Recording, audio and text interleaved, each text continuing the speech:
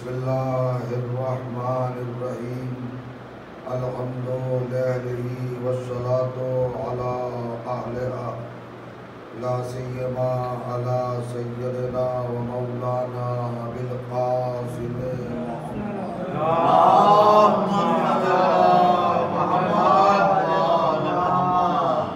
و اہل بیتہ الطیبین الطاہرین المعصومین المظلومین واللعنۃ الدائمۃ علی اعدائہم اجمعین من یومنا ھذا الی یوم الدین اما بعد فقد قال سبحانہ وتعالی بسم اللہ الرحمن الرحیم اولئک الذین آتیناہم الکتاب والحکم والنبوۃ فإن یکفر بها ہؤلاء فقد وکلنا بها قوما لیسوا بها بکافرین صلوات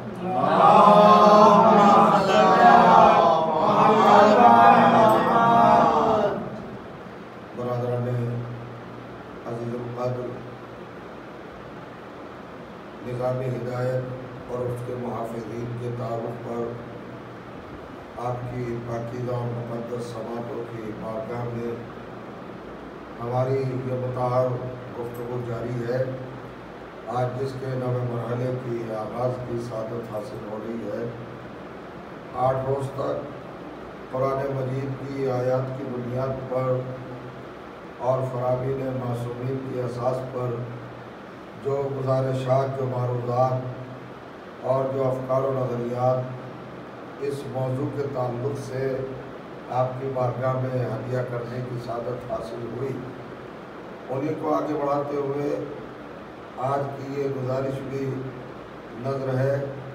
قرآن مجید کے 6 سورے کی 89ویں آیت آپ روز تلاوت اس کی سماعت فرما رہے ہیں۔ میری زبانی ارشاد ہوتا ہے، اولئک الذین آتیناہم الکتاب والحکم والنبوۃ، ہم نے تمام نبیوں کو، تمام رسولوں کو اور تمام رہبروں اور رہنماؤں کو، جن کو ہم نے معین کیا، منتخب کیا عالم انسانیت کی ہدایت کے لیے، جن کو ہم نے ذمہ دار بنایا اور جن کو ہم نے اس کائنات بشریت میں نجات کے حقائق ثابت کرنے کے لیے اور مناظر پیش نگاہ پیش کرنے کے لیے جن کو ہم نے معین کیا، ان کو ہم نے اپنی بارگاہ سے علم کا خزانہ عطا کیا اور اقتدار کی دولت ان کو ہم نے بخشی، یعنی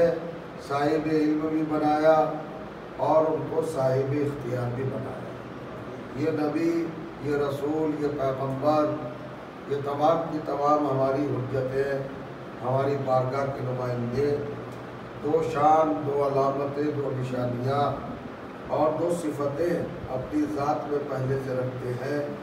تب ان کے سر پر نبوت کا تاج سجایا جاتا ہے، رسالت کا تاج سجایا جاتا ہے، امامت و ولایت سے جب ان کو متصف کیا جاتا ہے۔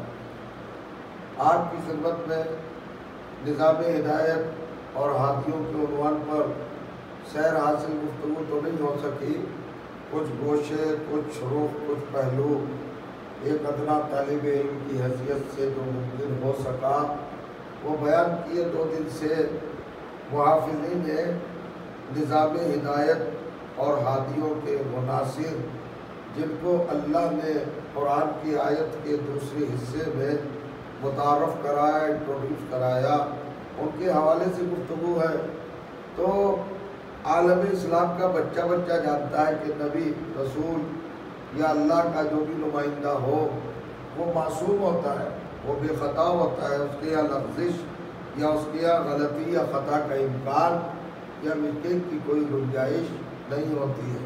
وہ اللہ کا مطیع و فرما بردار ہوتا ہے، مشیت کے اشاروں پر چلتا ہے، نظام وحی پر اس کی زندگی گردش کرتی ہے، جو حکم پروردگار کی جانب سے صادر ہوتا ہے، آتا ہے، وہ اسی کے مطابق عمل کرتا رہتا ہے۔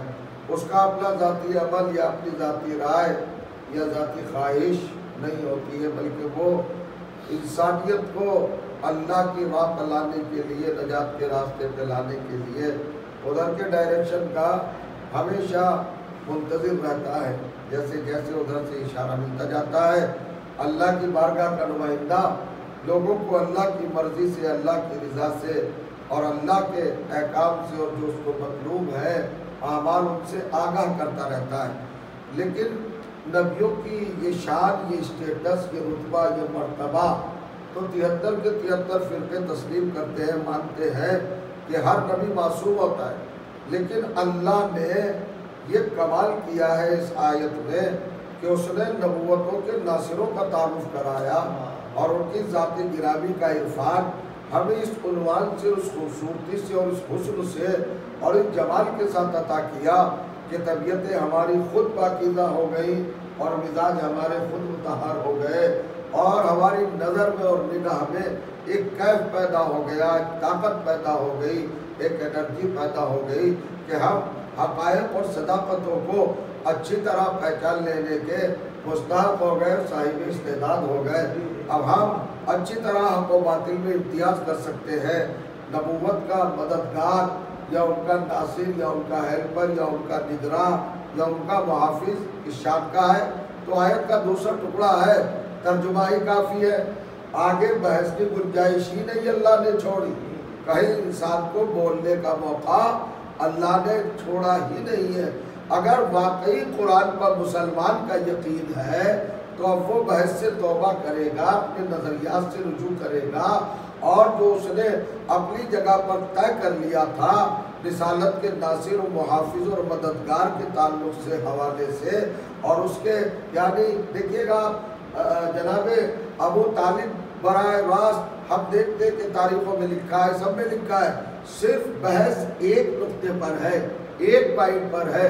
کچھ لوگوں کو یہ احساس ہے، وہ یہ چاہتے ہیں اور بتانا چاہتے ہیں اور سمجھانا چاہتے ہیں، اور کا اعلان صرف اتنا ہے کہ صاحب ہمیں روایت میں یہ نہیں ملا، ہمیں تاریخ میں یہ نہیں ملا کہ حضرت ابو طالب نے کلمہ پڑھا۔ کلمہ پڑھا نہیں انہوں نے، کلمے کا اصرار نہیں کیا، کلمے کا اظہار نہیں کیا، لہذا ہم مجبور ہیں ان کو اچھا مانتے ہیں، ان کو ناصر مانتے ہیں، ان کو مددگار مانتے ہیں، رسول کا عاشق مانتے ہیں، رسول پر قربان ہونے والا مانتے ہیں۔ انہوں نے بڑی خدمت کی ہے، بڑا احسان کیا ہے اور صاحب بڑا ایثار کیا ہے اور بہت زیادہ انہوں نے پیغمبر اسلام کی حفاظت فرمائی ہے۔ اپنی اولاد کو بھی رسول اللہ سے انہوں نے محبوب نہیں جانا ہے، ہمیشہ رسول پر اپنی اولاد کو بھی قربان کرتے رہے، مگر بس یہی ہے کہ انہوں نے کلمہ نہیں پڑھا۔ یعنی مسلمان کی نالج میں حضرت ابو طالب کے یہاں 99 پوائنٹ صرف توجہ کیجئے گا انسانی حقائق اور اقدار کی حیثیت سے تسلیم شدہ ہے کہ وہ ٹھیک ہے، پروپر ہے، صحیح ہے، بالکل درست ہے، مگر بس ایک ہی خامی ہے کہ انہوں نے کلمہ نہیں پڑھا۔ وہ کلمہ نہیں پڑھ سکے، کلمے کا اظہار نہیں کر سکے، لہذا روایات آگے، وہ روایات کے بیان کرنے سے کوئی مطلب نہیں ہے، آپ کا دل دکھے گا، لوگوں پہ طنز کی کیفیت پیدا ہوگی، تصادم کا ماحول بنے گا، کیا فائدہ ان روایتوں کو بیان کرنے سے۔ مسلمان کا خالی اتنا کہنا ہے کہ 99% 99% ابو طالب ٹھیک ہے، 1% معاملہ ہے کہ انہوں نے کلمہ نہیں پڑھا۔ تو بھائی انہوں نے کلمہ نہیں پڑھا، وہ تو اس لیے کافر کہے جانے کے مستحق ہے آپ کی نظر میں، چونکہ کلمہ نہیں پڑھا۔ تو اب میں ایک بات پوچھنا چاہتا ہوں، بھائی ایک غور کریں، ہم کچھ بھی صحیح گناہگار ہیں، اسیاکار ہیں، ضیاکار ہیں، مگر ہمیں پورا زمانہ نمازیں پڑھتے ہوئے دیکھ رہا ہے، روزہ رکھتے ہوئے دیکھ رہا ہے، حج کرتے ہوئے دیکھ رہا ہے۔ کیا ہم مسجدوں میں اذان نہیں کہتے، اقامت نہیں کہتے؟ اچھا بات رہی ہے کہ جہاں تک کلمے کی بات ہے تو کلمہ ہم بھی پڑھتے ہیں اور پڑھتے ہیں، پورا پڑھتے ہیں، ادھورا نہیں پڑھتے ہیں، ناقص کلمہ نہیں پڑھتے ہم چھوٹا کلمہ نہیں پڑھتے، مکمل کلمہ پڑھتے ہیں جو اللہ کو مطلوب ہے، محبوب ہے، پسند ہے، جو اللہ کو اچھا لگتا ہے وہ کلمہ پڑھتے ہیں۔ مسلمان تو خالی رسالت کی گواہی تک رک جاتا ہے، اسلام کے لیے کافی ہے ہمارا بھائی ہے، لیکن ہم آگے بڑھتے ولایت کی گواہی دیتے ہیں، لا الہ الا اللہ محمد الرسول اللہ علی ولی اللہ وصی رسول اللہ و خلیفتہ بلا فصل. ہم کہتے ہیں کہ نہیں، بے شک اللہ ایک ہے، محمد اس کے رسول ہے، علی اس کے ولی ہے، رسول کے وصی ہے اور خلیفہ رسول ہے. تو یہ مانتے، اگر اس میں کوئی اختلاف بھی نہیں. تو کوئی لوگ کہتے ہیں کہ بھائی آپ تو ذرا سا بڑا کلمہ پڑھتے ہیں. یہ بڑا کلمہ اس لیے پڑھتے ہیں تاکہ اچھی طرح سن لے مسلمان کہ ہم کلمہ پڑھتے ہیں، اور چھوٹا نہیں پڑھتے، بڑا کلمہ پڑھتے، مکمل کلمہ پڑھتے. تو بھائی آپ نے ابو طالب کو تو اس لیے کافر لکھا کہ آپ نے ان کی زبان سے کلمہ نہیں سنا، ہماری زبان سے تو پورا سنا ہے، پھر ہمیں دیواروں پہ کافر کو لکھ رہا ہے.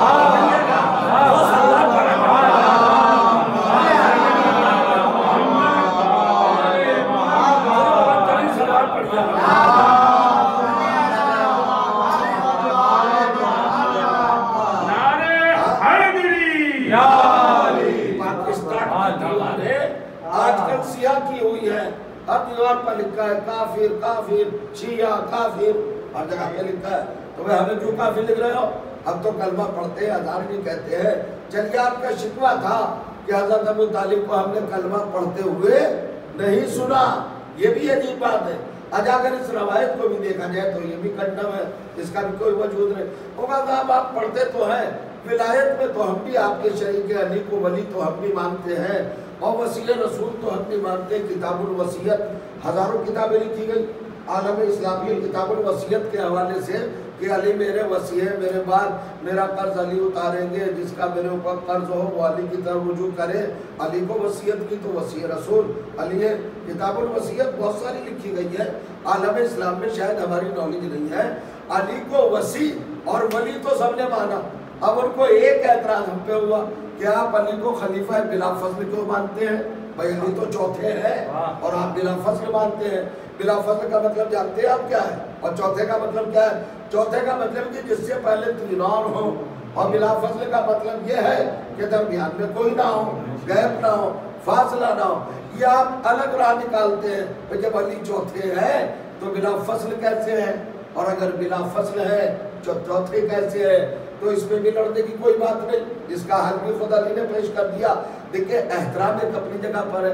جب بات رسول خلافت کا اظہار ہوا اور اجماع ہوا، لوگوں نے خلیفہ چن لیا اپنی مرضی کا، تو وہ خلیفہ جب منبر رسول پہ آئے ہیں مسجد نبوی میں، تو انہوں نے رسول کے مقام کو چھوڑ کر جہاں رسول بیٹھتے تھے اس کا احترام کر کے یہ فرماتے ہوئے دوسرے زینے پر بیٹھنا پسند کیا کہ میں اس جگہ نہیں بیٹھوں گا جہاں رسول اللہ بیٹھتے ہیں. یہ ایک فکر آپ تک پہنچ جائے، میں کلیئر کر دوں کہ بلا فصل کا کنسپٹ کیا ہے اور ہم کیوں مانتے ہیں علی کو بلا فصل. اس لیے تسلیم کرتے ہیں ہم علی کو بلا فصل، یعنی رسول اللہ کے درمیان اور ان کے درمیان کوئی آڑ نہیں ہے، کوئی فاصلہ نہیں ہے، کوئی گیپ نہیں ہے، کوئی بریک نہیں ہے. بلا فصل علی کی جگہ، رسول کی جگہ پر علی ہے. یہ مطلب ہے وہ خلیفہ تو بلا فصل کہنے کا. اذان ہو، اقامت ہو، کلمہ ہو، ہم یہ اعلان کرتے ہیں، کوئی ڈھکا چھپا ہو تو ہے نہیں، اور کسی کو ستاتے بھی نہیں.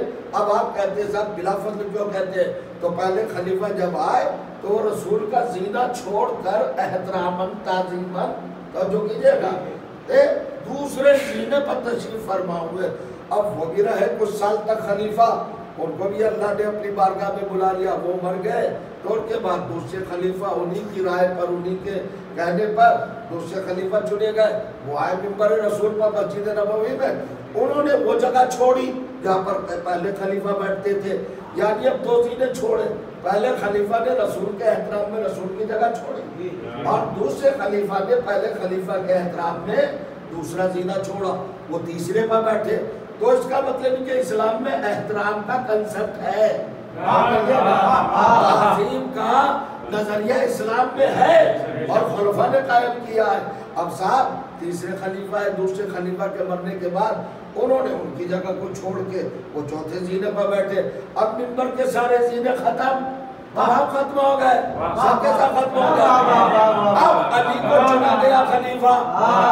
حضرت عثمان کے قتل کے بعد ماحول اتنا ڈینجرس، اتنا خطرناک ہو گیا تھا کہ کوئی خلیفہ بننے کو تیار نہیں تھا۔ ایسے موقع پر لوگ علی کے پاس آئے، ہاتھ پیر جوڑے، خوشامدی کی کہ سرکار آپ سنبھال لیجیے یہ ذمہ داری۔ تو علی نے کہا دیکھو میں پنچایتی خلیفہ بننے والا نہیں ہوں، میں تمہارے معاملے میں کہ تم مجھے بناؤ گے تو مجھ پر پریشر ڈالنا، میں تو اس بنیاد پر اس شرط پر خلیفہ بنوں گا کہ جو اللہ کی طرف سے حق ہوگا وہ بتاؤں گا، کسی کے دباؤ میں اور کسی کے پریشر میں نہیں آؤں گا، میں حق فیصلہ کروں گا قرآن کے مطابق، سنت رسول کے مطابق، میں عدل پر حکومت کو قائم رکھوں گا۔ اب چونکہ ماحول ایسا تھا، سسٹم ایسا تھا، زمانہ ایسا تھا، وقت ایسا تھا، لوگ پریشان تھے، مسلمان حیران تھے، ہدایت کا معاملہ تھا۔ 3 دن تک تو علی واپس کرتے رہے، جاؤ مجھے تمہاری خلافت نہیں چاہیے، تمہاری حکومت نہیں چاہیے، تمہاری سلطنت نہیں چاہیے، تمہارا تخت نہیں چاہیے، تمہاری بیعت نہیں چاہیے، تمہاری سپورٹ نہیں چاہیے، تمہارا ووٹ نہیں چاہیے، میں اپنی جگہ پہ ہوں، گھر میں ہوں، قرآن جمع کر رہا ہوں، میں اسلام کے احکامات مرتب کر رہا ہوں، میں امانت الہیہ کو محفوظ کر رہا ہوں، یہ سب کرتے رہے۔ لیکن چوتھے دن لوگوں نے کہا کہ ہم قیامت میں آپ کے بڑے بھائی جو اللہ کے رسول ہیں ان سے شکایت کریں گے کہ ہمیں ہدایت کی ضرورت تھی اور علی نے ہماری ہدایت نہیں کی۔ آپ آئے ہو تم صحیح لائن پر، 3 دن تک تم اس غرور کے ساتھ آ رہے تھے کہ مجھے خلافت دینے آ رہے ہو، میں نے اس لیے قبول نہیں کیا۔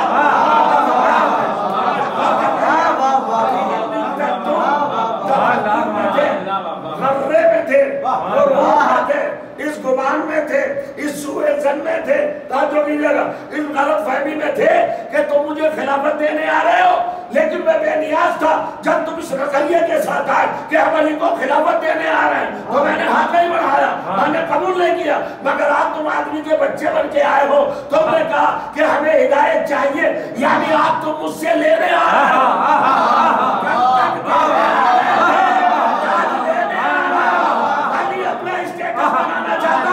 جو امت سے لے اسے علی نہیں کہتے، جو امت کو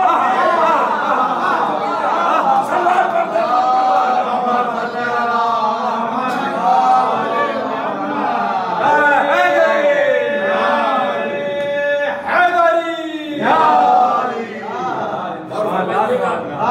یہ بڑی اہم صورتحال ہے۔ وہ کب شکایت کریں گے حبیب پروردگار سے، محبوب خدا سے، سید الانبیاء سے، آپ کے بڑے بھائی سے کہ ہم ہدایت کے محتاج تھے، ضلالتوں میں گرفتار تھے۔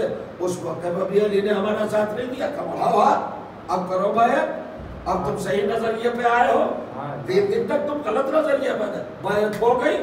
اب جب بیعت ہو گئی تو اب انسانیت کا گروپ، پورا مدینہ، پورا عرب، صحابہ کی پوری جماعت، بڑے بڑے جلیل القدر صحابہ، بڑے بڑے عظیم کردار لوگ وہاں پر موجود تھے۔ اب علی چلے، اب یہ دیکھ رہے کہ منبر پہ تو کوئی زینہ بچا نہیں، منبر پر کوئی زینہ بچا نہیں، احترام میں ایک ایک زینہ گھٹتا گیا۔ ہر ایک کے دور میں اچھی بات ہے، اس کو ہم سناتے ہیں، طنز کی بات نہیں ہے، احترام کیا رسول کا ہونا چاہیے احترام۔ بھائی ایک صاحب رسول کی جگہ نہیں بیٹھے، دوسرے صاحب وہ دور پہلے کی جگہ نہیں بیٹھے، تیسرے صاحب دوسرے کی جگہ نہیں بیٹھے، اب تو کچھ بچا ہی نہیں منبر پر، اب زینہ ہے ہی نہیں۔ اور کریے اب سوچ رہے کہ علی کہاں بیٹھے، شاید علی زمین پر بیٹھ جائے۔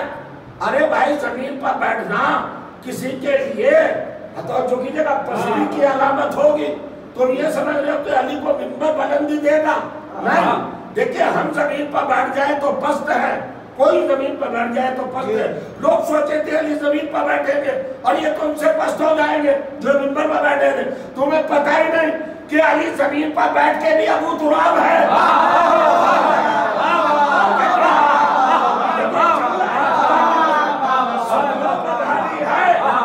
اب سمجھے آپ کہ اللہ نے علی کو ابو تراب کیوں بنایا تھا؟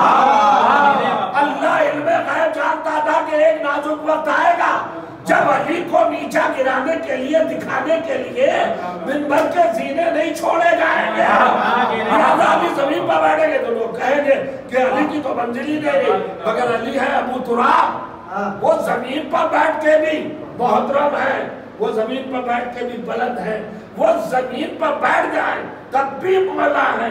تو جو میرے علی آئے تھا، علی نے بیٹھ کر چلنا شروع کیا، چلے رسالت کی رفتار سے چلے. اب زمانہ دیکھ رہا ہے, پوری دنیا اسلامیت دیکھ رہی ہے, کلمہ گو مسلمان مدینہ حیرت میں ہے. علی بڑھے آگے, پہلا قدم پہلے سینے پر رکھا, دوسرا قدم دوسرے سینے پر رکھا, قدم اٹھایا تیسرے سینے پر رکھا, پھر آخری قدم اٹھایا چوتھے سینے پر رکھا, اور جہاں رسول بیٹھتے تھے وہاں بیٹھے علی. ہے چوتھے, آپ کے حساب سے چوتھے, ہم انکار نہیں کر رہے, چوتھے نمبر پہ آ رہے ہیں علی, مگر ہماری مجبوری ہے چونکہ ہم اندھے نہیں ہیں, ہم کھلی آنکھوں سے دیکھ رہے ہیں کہ علی وہیں بیٹھے جہاں رسول بیٹھے ہیں.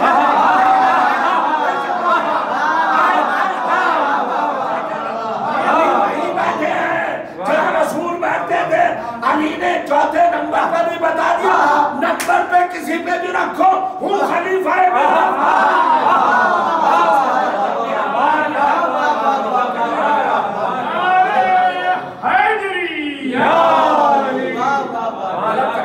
پڑھیے گا.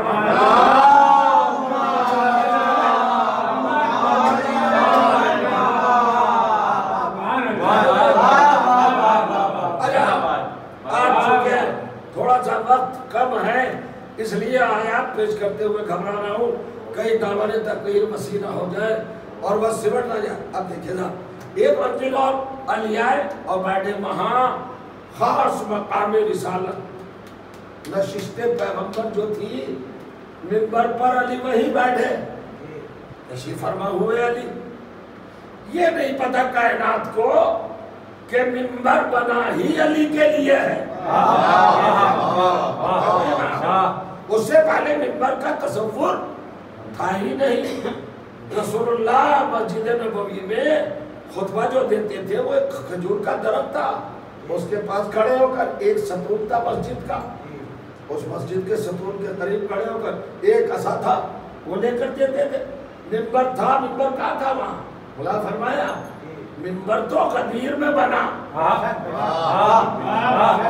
منبر کا تعلق غدیر سے ہے. اس سے پہلے یہ کنسپٹ, یہ نظریہ اور یہ مکمل شیپ جو منبر کی ہوتی ہے وہ نہیں تھی.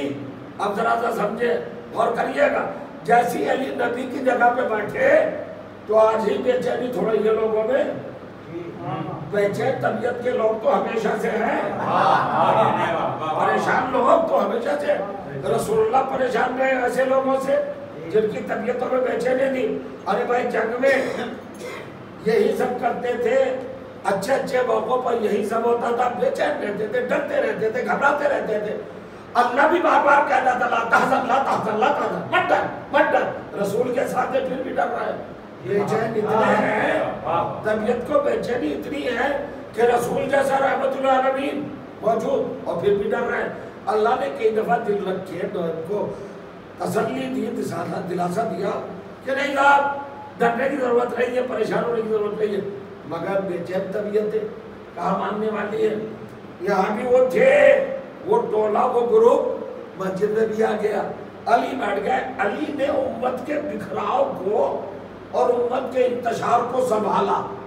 حضرت عثمان کے قتل کے بعد جو ماحول گرم ہو گیا تھا, خراب ہو گیا تھا, اس کو علی نے سنبھال لیا, مشکلات پہ قابو پا لیا. تو جانا ورنہ مشکلات منہ پھاڑے کھڑے تھے, بائے کھڑے تھے, سب کو مار ڈالتے. ایسا ماحول تھا مدینے کا, عرب کا اور صحابہ کے مابین ایسا ٹکراؤ تھا. ارے بھائی اسی کا نتیجہ تھا جنگ جمل تھی, اتنی خطرناک, اس سے بڑی خطرناک بات کیا ہوگی. یعنی اسلام کے غدار لوگ نبی کے ناموس کو بھی گھر سے باہر نکال رہا ہے. فرمایا بی بی ام البنین ام المؤمنین ہماری ماں حضرت عائشہ کیا خود لڑنے آئی تھی علی سے؟ کیا خود کمال کرنے آئی تھی؟ کون لوگ تھے اس وقت ان کو میدان میں لانے والے؟ کن لوگوں نے یہ پروگرام بنایا کہ علی سے لڑایا جائے؟ ظاہر ہے وہ اس دور کے اسٹیٹس کے اصحابی تو ہوں گے یا کوئی اور تھے. وہی لائے نکال کے میدان تک لائے. بی بی گھبرائے, راستے میں انہوں نے کہا واپس چلو. 50 آدمیوں نے حلف اٹھایا کہ یہ وہ جگہ نہیں ہے, کیونکہ نبی نے اپنی زندگی میں کہا تھا کہ میری ایک بیوی پر خواب کے کتے بھونکیں گے. تو جب کتوں کی آواز رات میں آئی تو انہوں نے پوچھا ابو المومنین نے, ارے بھئی یہ کیا ہے, کتے بھونک رہے ہیں, میں واپس جا رہے ہوں. رسول کی حدیث مجھے یاد آ رہی ہے, 50 آدمی آ گئے، جھوٹا قرآن اٹھا لیا کہ ام المومنین یہ وہ جگہ نہیں ہے۔ اب بھائی ام المومنین مگر ہے تو عورت ذات، انہوں نے چلو یہ جگہ نہیں ہوگی، آ گئی۔ اب میں ایک بات بتانا چاہتا ہوں، ہم سے پوچھتے ہیں لوگ آپ اہل بیت کو اتنا کیوں مانتے ہیں، صحابہ کو اتنا کیوں نہیں مانتے؟ مانتے صحابہ کو بھی ہیں مگر مکمل طور پر اہل بیت کو مانتے ہیں، اس لیے کہ آپ نے پیمانہ بنایا احترام کا۔ رسول کے ناموس، رسول کی بیویاں تو حضرت عائشہ کو لے لو، سمجھ میں آ جائے گا صحابہ کیا ہیں، اہل بیت کیا ہیں، دونوں سمجھ میں آ جائیں گے۔ جو نبی کی بیوی کو توہین کے ساتھ گھر سے باہر نکال کے لائے وہ صحابی ہے، اور جو احترام کے ساتھ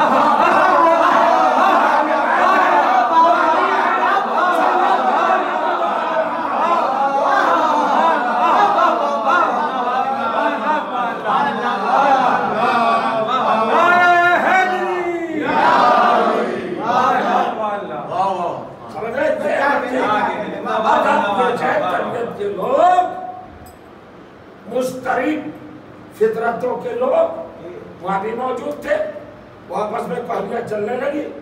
جب علی مقام رسالت پر تشریف فرما ہوئے بیٹھے تو ایک نے دوسرے کو ٹوکا دینا شروع کیا، ہم دیکھ رہے ہیں کہاں بیٹھ گئے جا کر، فلاں صاحب تو وہاں بیٹھے زنا چھوڑ کر، وہاں بیٹھے زنا چھوڑ کر، وہاں بیٹھے زنا چھوڑ کر۔ علی نے تو حد ہی توڑ دی، بیٹھنا تو زمین پہ تھا چونکہ کوئی زنا بچا نہیں تھا، اور علی تو وہاں جا کے بیٹھ گئے جہاں رسول اللہ بیٹھتے تھے۔ علی نے بھی خطبہ جاری نہیں کیا تھا، تشریف فرما ہوئے تھے، ایک مرتبہ انگلیوں کو انگلیوں میں ڈالا ایسے، اپنے بائیں ہاتھ کی انگلی دانے ہاتھ پہ، دانے ہاتھ کی انگلی بائیں ہاتھ میں، اور ایسے علی نے حرکت کی انگلیوں کو، اور اپنی نگاہوں سے وہ چھپے ہوئے راز کو آشکار کیا اور کہا ما ھذہ النجوى بین ایدیکم، یہ تمہارے درمیان کانا پھوسی کیا ہو رہی ہے، یہ ایک دوسرے کے کان میں کیا کہہ رہے ہو، کیا بتا رہے ہو، پریشانی کیا، اٹھو، اٹھ کے بتاؤ، کوئی سوال، کوئی حاجت، کوئی پرابلم، کوئی زحمت، کوئی ضرورت، میں ہوں نا، کوئی مشکل بتاؤ۔ نہیں مولا ایسا کچھ نہیں، کرے ایسا کچھ تو ہے، تم بڑے پریشان ہو، تمہیں بڑی بے چینی دیکھ رہا ہوں میں۔ تو ایک مرد ہے ساتھ دے جو ذرا اپنا بہت زیادہ جرأت پن اپنے آپ کو ظاہر کر دے، اور کہتے علی کچھ نہیں، بات اتنی ہے کہ مجمع میں آپ کے اس عمل سے بے چینی ہے۔ کون سے عمل سے؟ سنیے گا، کہ مسجد کے منبر پر جب بیٹھے ہیں بیعت لے کر تو آپ اس جگہ پہ بیٹھے جہاں رسول اللہ بیٹھتے تھے، اس میں کیا پریشانی ہے بھی؟ کمانے آپ کو بیٹھنا چاہیے تھا، احترام آپ کو بھی کرنا چاہیے تھا، آپ وہاں بیٹھ گئے جہاں رسول بیٹھتے تھے۔ کہ کون سی جگہ ہے یہ، کہ مسجد ہے یہ، کہ یہ مسجد کا منبر ہے، کہاں ہے؟ آپ منبر پہ رسول کی جگہ پہ بیٹھ گئے جہاں رسول بیٹھتے تھے۔ ایک مرتبہ محافظ رسالت ابو طالب کے بیٹے کے جلال آیا پیشانی پر، اور شیر کے گرفتار لہجے میں علی نے کہا غیرت نہیں آتی، شرم نہیں آتی، تم نے اعتراض کر دیا، میں رسول کی جگہ پر منبر پر بیٹھ گیا تو اعتراض کرنے لگے، ما ھذہ الخشبہ، یہ تو لکڑیوں کا منبر ہے، یہ تو لکڑیوں کا منبر ہے، میں نے تو اپنے یہ دونوں قدم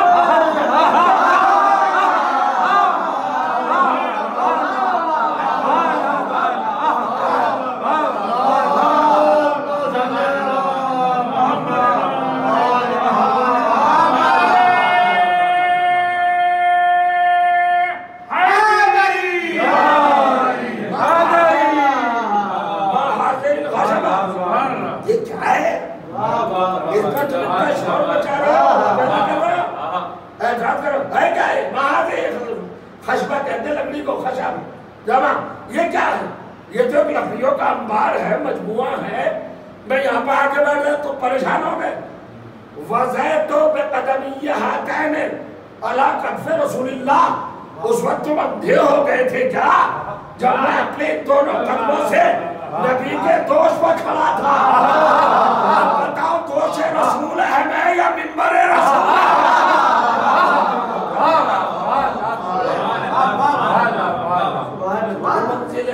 ہم علی کو بلا فصل اسی کنسپٹ، اسی نظریے اور علی کے اسی عمل کی بنیاد پر مانتے ہیں کہ رسول سے بلا فصل ہے ان کے درمیان آئے.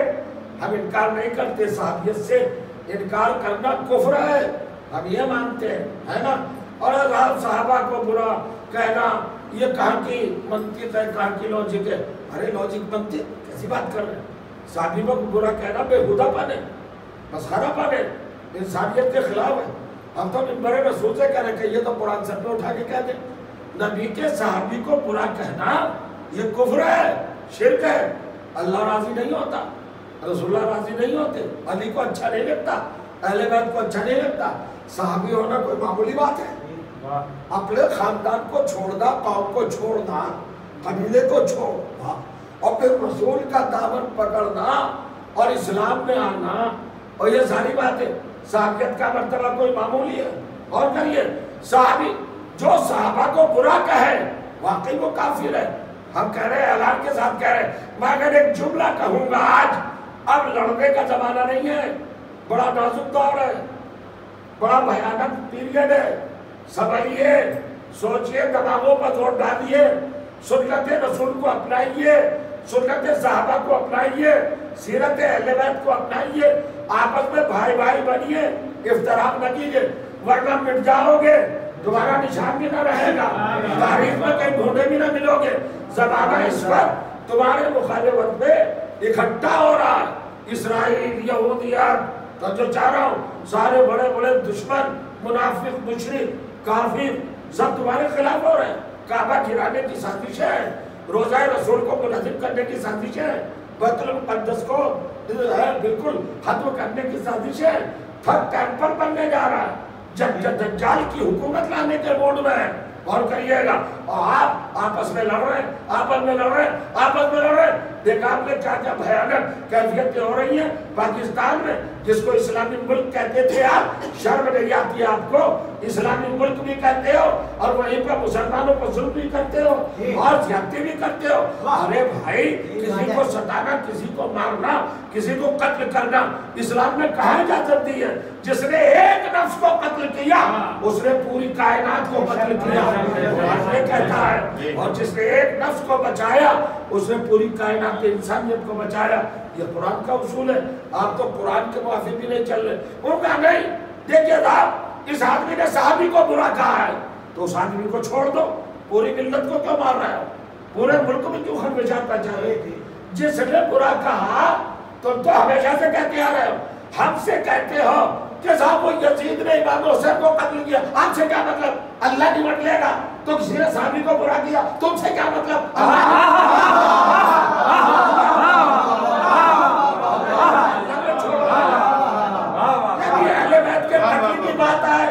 تو اللہ میں چھوڑو.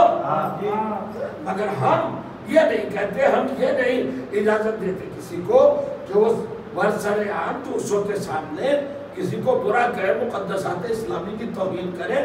ہم اس کے فیور میں قتل نہیں ہیں. ہم سے زیادہ صحابہ کو کون مانے گا؟ آج کا زمانہ ہے بھائی، مل لو چلو. ہم کہیے تو دستخط کر کے دے دے پوری ملت، مہاراجے کرام سے دستخط کرا دے، مجتہدین سے دستخط کرا دے، محققین سے دستخط کرا دے. ہم کر دیں. بچہ دستخط کرے گا. وہ کا کیا دستخط کرے گا؟ ہم یہ دستخط کریں گے جو صحابی کو برا کہے وہ کافر، جو صحابی کو برا کہے وہ کافر. تو لڑنے کی بات کیا ہے؟ بس ایک جملہ سن لو آخری تقریب میں جو میں کہنا چاہ رہا ہوں، کمپرومائز کر لو تاکہ طہارت نظر حاصل ہو جائے اور پاکیزگی عقیدہ مل جائے. آؤ کمپرومائز کریں مل کے، سنی شیعہ 73 کے 73 فرقے آج سے طے کریں، قرآن اٹھا کر، حلف اٹھا کر، محمد کو گواہ بنا کر، اللہ کو حاضر و ناظر جان کر آج وعدہ کرتے ہیں کہ ہم کسی صحابی کو برا نہیں کہیں گے. آپ کسی برے کو صحابی نہیں.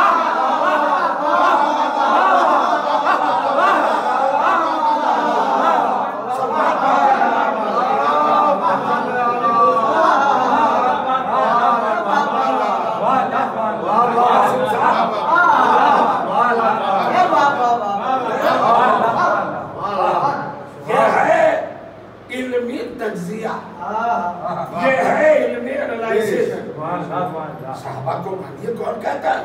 مگر آپ یزید کو صحابہ کا درجہ دینے لگے.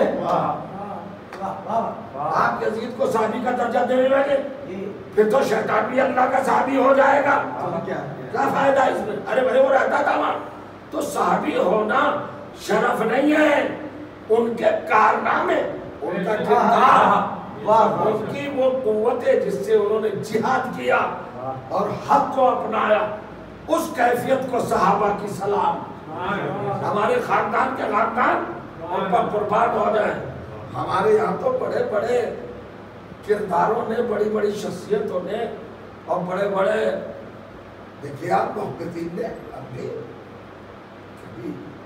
ہمارا مذہب بے ادبی یا خراب زبان استعمال کرنے کی اجازت ہی نہیں دیتا۔ کسی کو برا کہو، یہ ہمارا مذہب کیا ہے؟ ہمارے مذہب میں اصول دین میں تبرع ہے، تبرع اہل سنت میں بھی ہے۔ تبرع سے ذرا بدعتے ہیں لوگ یہ سمجھتے ہیں تبرع گالی یا دشنام یا مغلظات، استغفر اللہ۔ فروع دین میں کوئی چیز ایسی ہوگی بدتمیزی کی، تصور کر سکتے ہیں آپ؟ اور پھر دوسری بات ہے کہ ان اللہ بریء من المشرکین، اللہ تو مشرکین پر تبرع کرتا ہے۔ یلعن اللہ، اللہ لعنت کرتا ہے، لعنت اللہ علی الکاذبین، قرآن بھرا پڑا ہے۔ لوگ کہتے ہیں لعنت گالی ہے تبرع، ارے بھائی تبرع گالی نہ لعنت گالی، اگر گالی ہوتی تو اللہ استعمال کرتا کیا؟ قرآن مجید اس عمل کو اللہ استعمال کرتا۔ سنیے تبرع کا مطلب کیا ہے؟ زبان سے غلط لفظ نکالنے کا نام تبرع نہیں ہے، بلکہ جس کو آپ غلط سمجھ رہے ہیں اس کے کام سے اپنے کو بچانا، ویسا نہ کرنا، یہ تبرع ہے۔ اس کی سیرت سے، اس کے کارناموں سے جو وہ کرتا ہے آپ نہ کیجئے، یہ ہے تبرع۔ تبرع عملی چیز ہے، قولی چیز نہیں ہے، زبان سے تعلق نہیں رکھتا۔ اپنے عمل سے بتاؤ کہ ہم یزید کے مخالف ہیں، اپنے عمل سے بتاؤ کہ ہم امیر شام معاویہ کے مخالف ہیں، اپنے عمل سے بتاؤ کہ ہم اسلام کے سب سے بڑے دشمن ابو سفیان کے مخالف ہیں، عمل سے بتاؤ، زبان سے نہیں۔ زبان سے کیا مطلب؟ عمل سے اس لیے بتاؤ ایمان ظاہر کر کے بتاؤ، نفاق کے عمل پیرا نہ ہو۔ کر رہے نا اسلام کی خدمت کر کے بتاؤ، اسلام کی بنیادیں کمزور کر کے نہ بتاؤ۔ میں نے دیکھا بہت سارے ہمارے مراکز ہیں، ارے بمبئی میں یہی آپ دیکھیے تلوجہ ہے، کتنا بڑا حوض علمیہ ہے، آیت اللہ مصباح، جس کو دیکھ رہے ہیں ہمارے بھائی فیروز مقبول حسین صاحب رضوی، اس کی نگرانی کرتے ہیں، بہت اچھے آدمی ہیں، اور بہت سارے ایسے مراکز ہیں، سب جگہ مجالس ہوتی ہے، سب جگہ ذکر اہل بیت ہوتا ہے، سب جگہ ذاکرین پڑھتے ہیں۔ ہمارے یہاں نہ تو سامعین پسند کرتے کہ صحابہ کو برا کہا جائے، نہ کوئی ذاکرین اس روش پہ ہوتا، نہ جانے یہ کہاں سے آئی ہے۔ ارے میں مسلسل کہہ رہا ہوں، برا کہنا اور ہے، تبصرہ کرنا اور ہے۔ کسی کی ذات کے واقعات کی چھانٹ پٹک کرنا کہ اس نے یہ کیا، اس نے یہ کیا، تو یہ اس نے یہ کیا، اس نے یہ کیا، کسی کا اچھا کام ہے اچھا بیان کر دیا، کسی کا برا کام ہے برا بیان کر دیا، تو یہ ذاتی برائی اور اچھائی نہیں ہو رہی ہے، یہ تو معلومات فراہم کی جا رہی ہے، اور یہی تو مسئلہ ہے، یہی تو ایک رخ ہے، یہی تو ایک پہلو ہے۔ آج 1300 برس ہونے جا رہے ہیں اور ہمارے یہاں بھائی 1442 ہے، آپ 30 سال کے بعد 19 سال کے بعد 1400 سال ہو جائیں گے کربلا کو، تو 1400 سال سے آپ کیا ذکر کر رہے ہیں، کیوں ذکر کر رہے ہیں؟ یہ فرش ادا کا اہتمام، یہ مجلسوں کا اہتمام، یہ لائیو مجلس ہے، یہ انجمنوں کے انتظامات، انجمن امامیہ حجہ امامیہ بمبئی، دوسری انجمنیں، بہت سارے افراد عزادار، پوری دنیا میں مجلسوں کا سلسلہ ہے، ماتم کا سلسلہ ہے۔ کیا ہے؟ اگر اس کو ایک لفظ میں لپیٹ کے کہو تو بس یہ ہے کہ پورا نظام عزاداری ایک عمل ہے ظلم کے خلاف۔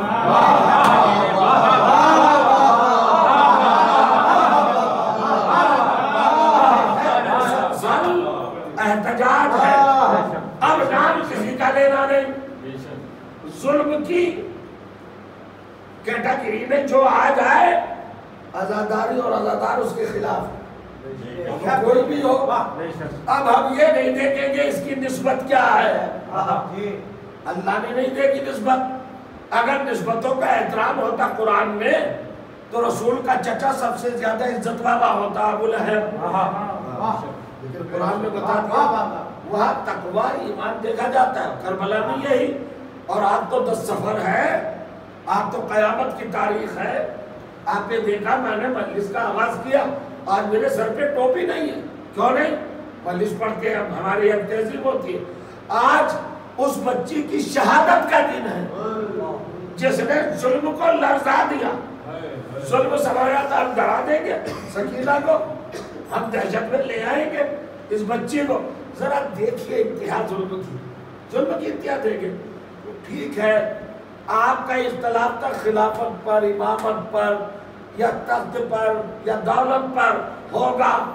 آپ کو ڈر تھا حسین سے, آپ حسین سے لڑے, آپ نے حسین کو قتل کیا, شہید کیا, ذبح کیا. ابھی چھوٹے چھوٹے بچوں نے کیا بگاڑا تھا؟ ان سیدانیوں کا کیا قصور تھا؟ کس بے دردی کے ساتھ ہاتھوں کو پسے گردن سے باندھا گیا. شہزادی بنت علی, اپنے باپ کی زینت, بیٹی نبی کی نواسی جناب زینب ام کلثوم, ہاتھ پسے گردن سے بندھے ہوئے. بس 2-3 منٹ میں جناب سکینہ کے حوالے سے بات کرنا چاہوں گا آپ کی خدمت میں. بیوی کے ہاتھ بندھے ہیں پسے گردن سے, سیدانیوں کے ہاتھ بندھے ہیں, لیکن بفوں کے ہاتھ بندھے ہیں. اب بتاؤ جن کے ہاتھ پسے گردن سے بندھے ہو اور بے قجابہ اونٹو, اور اونٹوں کو اتنی تیز ہکایا جا رہا ہے کہ بچے پشتوں سے گر رہے ہیں. آپ کہتے ہیں بچے کیوں گرے؟ آپ کربلا سے شام تک جائیے, آپ کو راستوں کے کنارے بڑی چھوٹی چھوٹی قبریں نظر آئیں گی. یہ قبریں کن کی ہیں؟ یہ انہی بیوہ ماؤں کے بچوں کی ہیں کہ مائیں پسے گردن سے ہاتھ بندھے ہونے کے سبب جو اپنے بچوں کو سنبھال نہ پائی, اور تیز رفتار اونٹوں کی پشت سے بچے گرتے رہے, بچے گرتے رہے, بچے گرتے رہے. ایک موقع پر تو جناب سکینہ اونٹ کی پشت سے گری, جناب زینب کی نظر پڑی, رو کے کہا سکینہ اے میرے لال, میرے بھائی کی امانت نظر نہیں آ رہی ہے, سکینہ نظر نہیں آ رہی ہے. یہ روایت بھی آپ نے سنی ہوگی. جناب سکینہ گری, مگر جناب سکینہ کا کیا میں آپ کی خدمت میں حال پڑھوں, کیا میں رخ وہ مصائب کے جو مرتب ہوئے ہیں اس بی بی پر. ابھی ہمارے محسن اورنگ آبادی صاحب کہہ رہے تھے 4 سال کی بطول, 4 سال کی بطول. شہادت کے وقت کتنی عمر ہے؟ 4 سال. اب آپ اس سے یہ توقع رکھیں کہ میں بہت وضاحت کے ساتھ یا تفصیل کے ساتھ بی بی کی شہادت پڑھوں؟ نہیں. چلو میرے ساتھ زندان شام میں چلو. زندان شام کچھ اس نوعیت کا ہے کہ سید سجاد الگ حصے میں ہے, سیدانیہ الگ حصے میں ہے, اکیلی سکینہ اکیلے حصے میں ہے, اور اتنا تنگ ہے. یہ لکھا ہے شام کے لیے کہ نہ اٹھا جاتا تھا نہ بیٹھا جاتا تھا, نہ کھڑا ہو سکتا, اور چھت تھی نہیں, اور جو بھی جگہ دن کی دھوپ اور رات کی اوس یہ پڑتی تھی. اور سکینہ بی بی اپنے بھائی پر نظر رکھتی تھی, سید سجاد پر. میں کیا پڑھوں, میں آپ کے سامنے کیا عرض کروں؟ سکینہ کا ترجمہ سنو, سکینہ کا ترجمہ کروں یا پیاس کا ترجمہ کروں؟ تو سنیے, مجھے دیکھیے, پیاس کو اگر جسم دے دیا جائے تو سکینہ بنے گی. تشنگی کا مجسمہ, تشنگی کا بدن سمیت جو وجود ہے وہ ہے سکینہ. کب تک پیاسی رہی؟ بی بی نے پانی پیا ہی نہیں. جب بھی پانی آیا وہ پھیر کے کھڑی ہو گئی اور یہ کہتی تھی نفرت تھی پانی سے, یہی تو ہے جس کی وجہ سے میرا چچا مارا گیا. آپ کہیں گے پانی تو ملا, پانی تو آیا, مجلس تمام ہو رہی ہے, نوحہ بھی ہوگا, اذان سے پہلے مجلس کو ختم ہو جانا ہے. سنیے, عجیب و غریب کیفیت ہے. جناب سکینہ کی پیاس کا کیا عالم تھا, کب بجھی پیاس. اب روایات پڑھنے کا وقت نہیں, تصور فرما لیجئے, آپ کے پیش نگاہ ہے سب, ان کو آپ مرتب کر کے اپنی میموری میں تھوڑا سا پلیس کر کے لائیے ذرا, اور میں ٹچ دیتا ہوں تاکہ آپ کے آنسو نکل آئیں. سکینہ نے پانی نہیں پیا، کہ یزید کے دربار سے آتا تو تھا، زندان میں پانی آتا تھا، گرم پانی آتا تھا، سوکھی ہوئی روٹیاں آتی تھی، اہل حرم زندگی بچانے کی خاطر استعمال کرتے ہوں گے۔ اور لوگ کہتے ہیں اب تبرک بانٹتے ہیں۔ بس سنیے، سید سجاد قید خانے کے جس حصے میں ہوتے تھے وہاں پر دن بھر دھوپ پڑتی تھی سورج کی، اور سید سجاد کے ہاتھوں میں ہتھکڑیاں، بیڑیاں اور داؤ اور لنگر جانتے ہو کیسی دھاتوں سے بنایا گیا تھا، کیسے میٹر سے بنایا گیا تھا، جو سورج کی شعاؤں کو اپنے اندر جذب کرتا تھا، یعنی ہتھکڑیاں اور بیڑیاں سلگنے لگتی تھی۔ دن بھر کا سورج جب پڑتا تھا تو ہتھکڑیاں انگارہ نکلنے لگتا تھا ہتھکڑیوں سے، شعلے اٹھتے تھے، اتنی جلتی تھی ہتھکڑیاں۔ جب شام کو پانی آتا تھا تو سکینہ کچھ دیر تک اس پانی کو ٹھنڈا کرتی تھی، گرم کرتی۔ لوگ کہتے پانی آتا تھا، میں کہتا ہوں پیتی نہیں تھی۔ آپ کہیں گے پیتی کیوں نہیں تھی؟ بھیا کے شعلوں، وہ بیڑیوں سے جو شعلے نکلتے تھے، جب شام کا پانی آتا تھا اس پانی کو لے کر قریب آ کے بیڑیوں میں ڈالتی تھی۔ اے میرے بھیا، تیرا بدن سلگ رہا، یہی بات ہے۔ جب تک سفر کو سید سجاد بہن کی قبر پر آ چکے تو اسلام میں ہے کہ پانی ڈالو قبر پر۔ سید سجاد نے اپنا سر رکھا اور کہا میری بہن، میری ہتھکڑیوں پر جب وہ سلگتی تھی تو پانی ڈالا کرتی تھی، مگر آج تو چلی گئی، تیرا بھیا اتنا غریب ہے کہ 2 قطرے پانی کے تیری قبر پہ نہیں ڈال سکتا۔ واہ غربتا، واہ مصیبتا، واہ مظلومہ، وسيعلم الذين ظلموا أيّ منقلب ينقلبون على لعنة الله وعلى القوم الظالمين ربنا تقبل منا إنك أنت السميع العليم۔ پروردگار ہماری اس قلیل سی عبادت کو قبول فرما، ہم کو نیک اعمال کرنے کی توفیق عطا فرما، شرکاء مجلس عزاداروں کی تمام حاجت عطا فرما۔ قریب ہم کو کوئی غم نہ دے سوائے ہمیں اہل بیت، ہم کو اہل بیت کا وفادار رکھ ہمیشہ۔ جتنے مریض ہیں، بیمار ہیں، ان سب کو شفا اجر و صحت کاملہ دے۔ جتنے مرحوم اہل بیت کی جوار رحمت میں ان کو اعلی مقام پر عمل فرما، حضرت حجت کے ظہور میں تاجر۔ ایک مرتبہ سورہ ہم